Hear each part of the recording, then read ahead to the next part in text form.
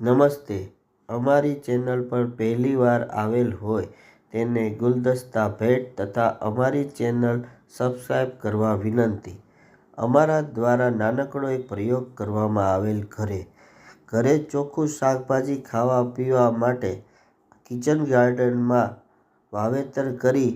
ચોળીનો આ જે છોડ છે તે 1 મહિનાનો છે, જેમાં સરસ મજાની ચોળી આવી ગઈ છે. જો આવી રીતે કિચન ગાર્ડન કે ટેરેસ ગાર્ડનમાં આપણે જરૂરી શાકભાજી વાવીએ તો આપણને સારું શાકભાજી મળી શકે છે અને તે શાકભાજી જમવાનો અનેરો આનંદ પણ મળે છે.